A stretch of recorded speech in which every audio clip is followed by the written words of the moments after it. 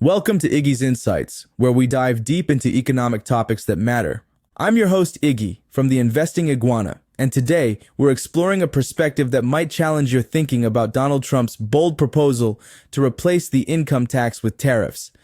This idea has sparked heated debates, with some hailing it as a return to America's golden past and others warning it's a recipe for economic disaster.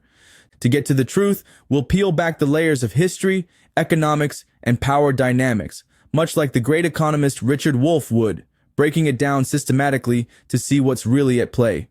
So grab a seat and let's dig into this economic puzzle. Can tariffs really replace the income tax, or is this a fantasy dressed up as policy? Let's start with the historical context, because understanding the past is key to decoding the present. Picture the United States in the late 19th century, the 1890s to be exact, a time Trump often points to as his inspiration. This was the Gilded Age, an era of rapid industrialization, towering steel mills, and bustling railroads. The federal government back then was a shadow of what it is today. Small, lean, and focused mostly on basic functions like defense and infrastructure. Federal spending hovered around $390 million annually, a tiny fraction of the over $6 trillion we see today. How did they fund it? Tariffs. These taxes on imported goods were the backbone of government revenue, raking in cash while shielding American industries from foreign competition. The McKinley Tariff Act of 1890, named after then Congressman William McKinley, jacked up duties on everything from wool to tin plate, aiming to protect farmers and factory workers from cheap imports. There was no income tax yet, not until 1913 with the 16th Amendment, so tariffs, alongside some excise taxes, carried the load. Government was simple, and the economy was a different beast, heavily rooted in manufacturing and agriculture. Now fast forward to 2025, the U.S. economy is a sprawling, globalized giant. Federal spending as a share of the economy has ballooned from about 2% in the 1890s to over 20% today. The income tax, pulling in $2.2 trillion a year, is the government's cash cow, while tariffs bring in a measly $80 billion. Trump's pitch is to rewind the clock, ditch the income tax, and lean on tariffs like it's 1890 all over again. It's a nostalgic idea, but the numbers don't add up. To replace $2.2 trillion, you'd need to slap a tariff of about 73% on the $3 trillion of goods we import annually. Sounds doable, right? Not so fast. Raise tariffs that high and people stop buying imports. The tax base shrinks, revenue collapses, and you're left with a gaping hole in the budget. Back in the 1890s, the government didn't need to fund Social Security, Medicare, or a massive military-industrial complex. Today, those programs are non-negotiable for millions of Americans.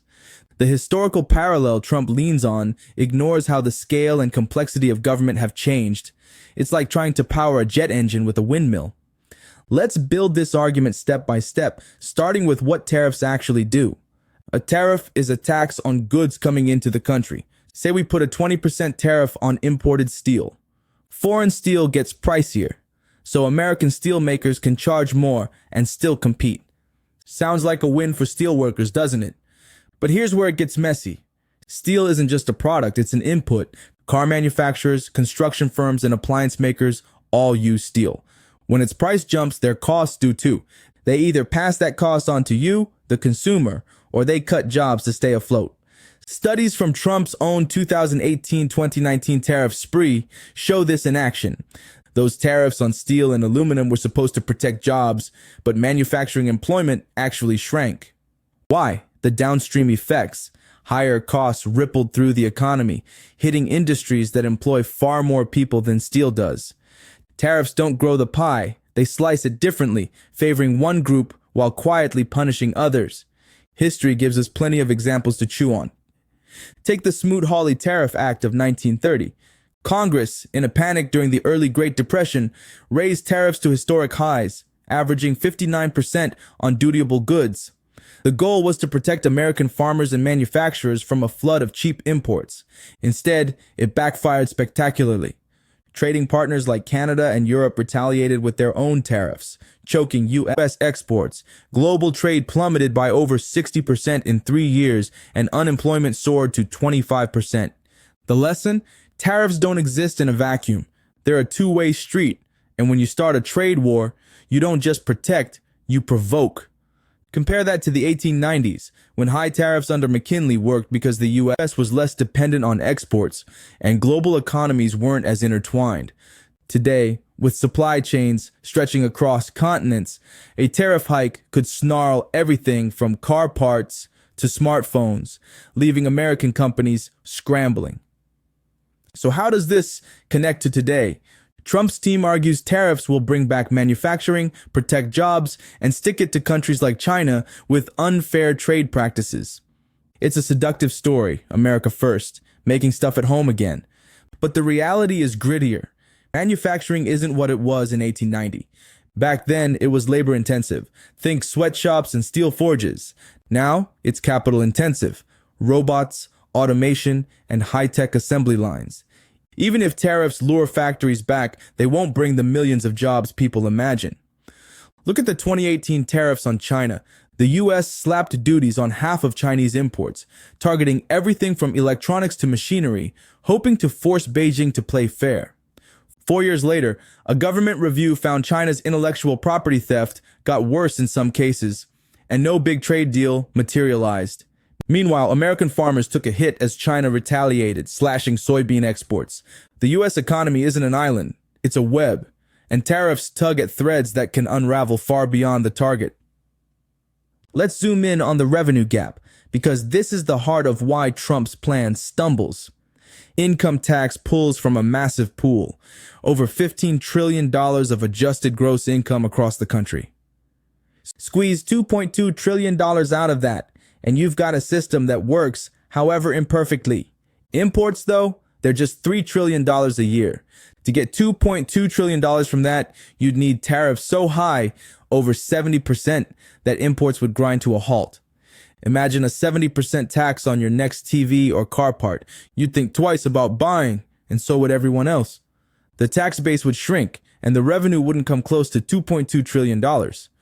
Back in the 1890s, tariffs worked because the government needed peanuts compared to today.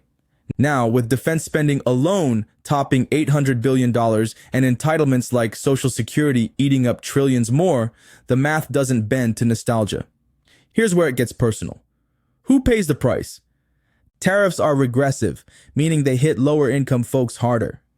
The income tax we have now is progressive. Rich people pay higher rates, and the bottom 20% often get money back through credits. Scrap that and replace it with tariffs, and you flip the script.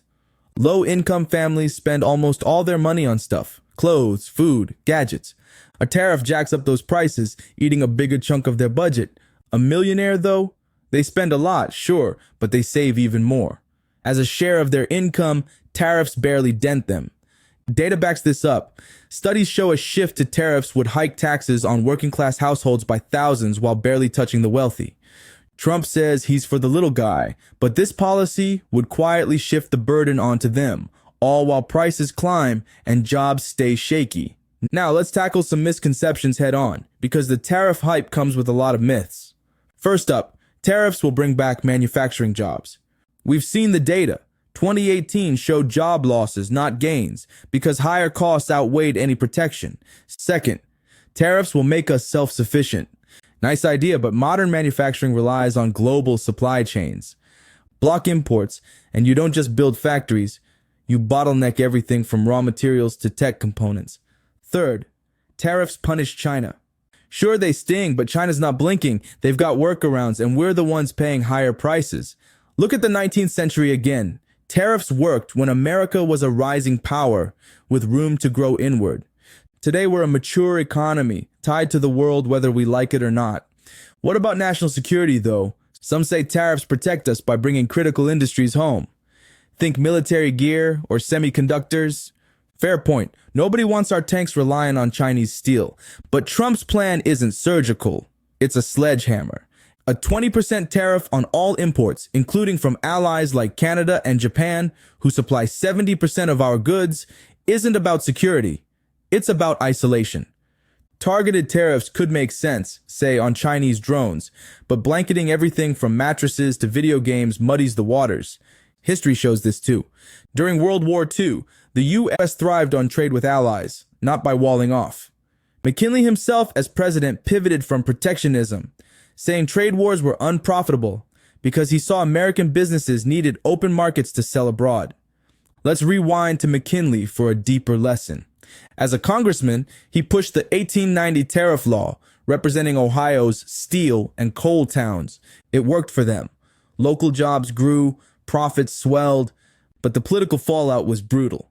Voters hated the higher prices and budget surpluses.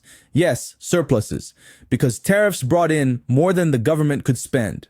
Republicans lost big in the 1890 midterms, dubbed the billion-dollar Congress, for their tax and spend spree. By the time McKinley became president in 1897, he'd shifted gears, pushing for reciprocal trade deals over blind protectionism. Trump might note that leading a nation isn't the same as cheering one industry. Today's fiscal mess, trillion-dollar deficits, means tariffs would need to do the impossible.